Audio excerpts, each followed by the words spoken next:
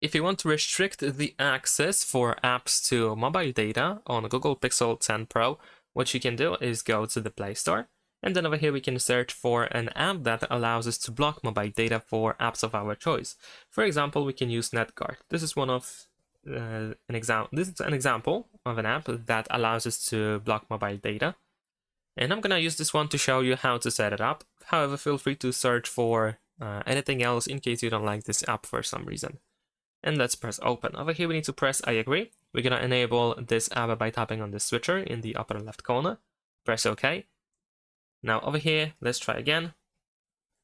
Okay, so it seems that due to the fact that we have VPN enabled, we cannot turn it on. So if that happens for you as well, we need to go to network and internet, and we need to disable the VPN connection that we have. In my case, I used the VPN by Google. All right, let's see if now we can actually turn it on. There we go, let's press OK. Now over here in app battery usage, we need to find the app. So let's search for NetGuard. There we go. Tap on allow background usage and set to unrestricted so that the app can always work. There we go. Now we're gonna tap over here on this orange text in order to grant permissions for notifications. You can also read these information that we have at the top and at the bottom in order to find out what you can also do with this app, but essentially the app is pretty much ready to be used.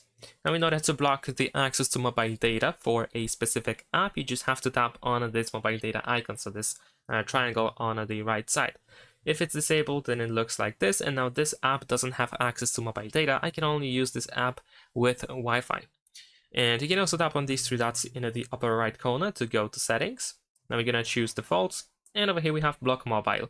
So if you do something like this, every app by default will have mobile data blocked.